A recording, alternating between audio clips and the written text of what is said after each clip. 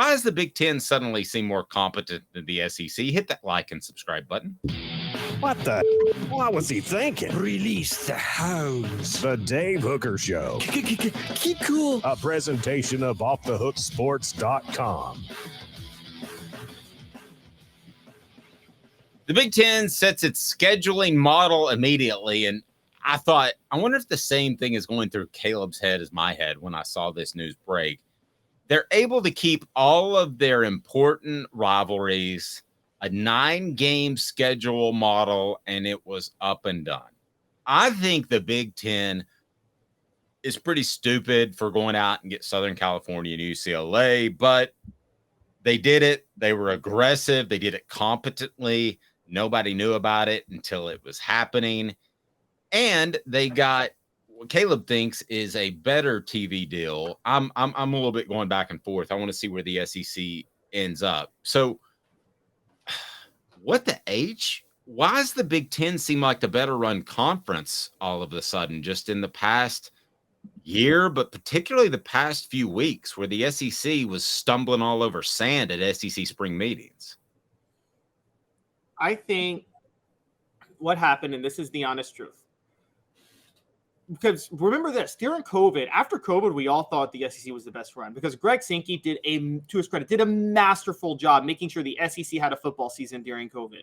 Yes, there were games canceled, players had to sit out, fans were limited in the stadiums, but Greg Sankey got through a full season. No other conference did that. I give him a ton of credit for that. Then I think what happened is Texas and Oklahoma reached out to the SEC to join them. Greg Sankey was called flat-footed, but you accept them if you can get them into your conference. So he did. Whereas when the Big Ten decided to expand, they planned to expand. They put together a plan to expand before they reached out to USC and UCLA. They were like, we're going to go get them. Then we're going to go negotiate our TV deals. And then we're going to figure out the rivalries. They had all that set in stone before they ever tried to expand. Whereas with Greg Sankey, it looks like Texas and Oklahoma called them, and the SEC was just like, oh, I guess we should add them. And I think that's how it went. Yeah, but you're kind of Trent Dilfering that. I mean, Trent Dilfer still won a Super Bowl, even though he wasn't the primary reason that the Ravens won the Super Bowl. So you have to give Sankey credit. If we're going to give him a hard time for other things that don't get accomplished, like the schedule, we have to give him credit for Texas and Oklahoma. Now, you're a little bit more down on Sankey than me, and that's fine. It's probably somewhere in between. There's a little bit more gray area. You brought up some points that I thought were really good about how maybe he's just captaining the ship as opposed to truly guiding the ship. And this has been my first real, the schedule thing has been my first real kind of second glance look at how is the SEC being run, because these sorts of these sorts of sports organizations are not suddenly stupid. They don't suddenly make mistakes. There tends to be an erosion in decision making, and maybe that's what's happening on the front end. I think we all saw in golf that it took about 2 years, but the LIV Tour basically looked at the PGA Tour and said, we can take this thing over.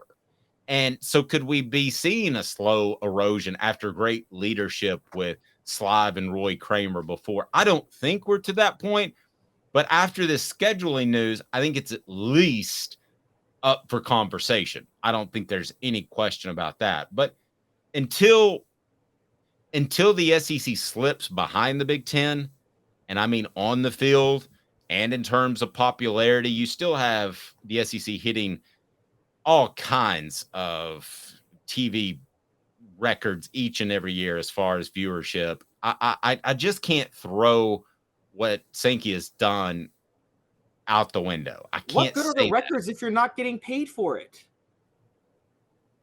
Say again, what? What good are setting those TV records if you're not getting paid properly for it? Like the whole concept is to get your money. You've given me doubt. I mean, you've given me pause, reason to think. I still just.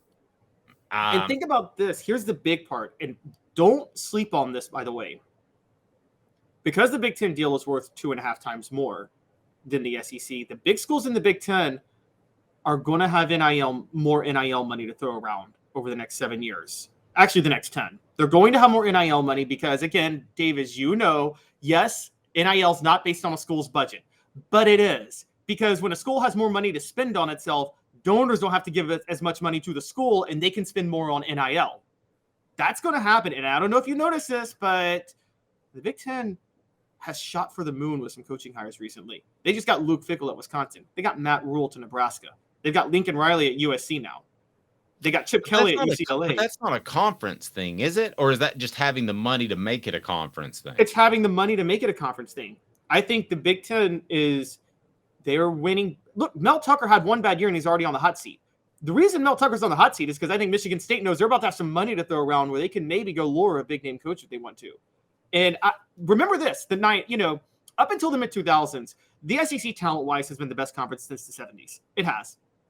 But it didn't start dominating national championships until the 2000s. Why? The SEC was always behind the curve in head coaching hires. You know this, Dave. How long did it take for SEC schools to figure out maybe we shouldn't just hire our former defensive lineman to be our head coach because he played here? That took them forever.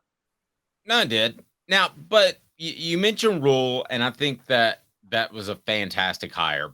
But is that a better hire than Stoops? I mean, it's better on the front end, but Stoops has proven to be a very good coach at Kentucky with longevity. So those two schools, I think, are kind of similar in the hierarchy of their respective conferences. So I still think the SEC has better coaches top to bottom. Do you not? Wow. So you think Nebraska is on Kentucky's level now? Talk about falling from 1997. I do. But I really do, because I don't think they'll be able to recruit at that high level. And with the transfer portal, they like keeping guys around for 3 years and adding like 40, 50 pounds of muscle to them. I don't think you can do that with a transfer portal. I think the days, we talk about Tennessee, can they get back to the glory days of winning championships? I think they're one of the schools that can. I think one of the schools that can't in this current climate is Nebraska. So I'm pretty down on them as a program long term. Okay, well, going through that, I don't know if they are better top to bottom. And even if they are right now, I don't think they will be long term. I think the Big Ten will be better long term top to bottom until the SEC can get a better TV deal. They got played. And by the way, people are mad at ESPN for not being willing to renegotiate. Why would you renegotiate if you're ESPN? You got the sweetest deal in the world. I mean, don't blame them. Blame the SEC for making a stupid decision to just give away the farm when you negotiate. And it's going to come back to bite them. I mean, I thought Paul Chryst was a lifer at Wisconsin. I thought he was going to be a lifetime coach. For Wisconsin to force him out to go get Luke Fickell, that is a big, big deal. And let's not forget, you talk about great coaches.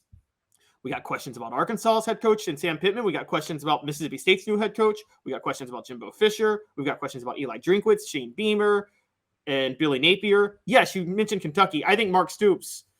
I mean, if you put me on a lie detector test, I might consider Mark Stoops a top 4 coach in the SEC, given what he's done at Kentucky. So that's like the high end. No, I would too. Top to bottom, though, I would still take SEC's coaches. Now, the money could change things, but the other question, as far as when we talk about coaches, that somebody had a great point about is a couple of those guys. If you could ask them in the Big Ten, going back to Urban Meyer and Joe Paterno for our Donald Trump question, wouldn't you like to have them sit down and have to answer serious questions? Well, Joe Paterno, was lucky he passed away when he did, because otherwise he would have had to answer some serious questions. Lucky? I've never heard that term. You're lucky you passed away when you did. Otherwise, he would have been indicted and he would have had to testify under oath, because there was the free report that came out that next summer. Well, I agree. I just don't think a lot of people say, boy, that lucky's a weird term to use, Caleb, to say, oh, we love grandma. Lucky she passed away when she did.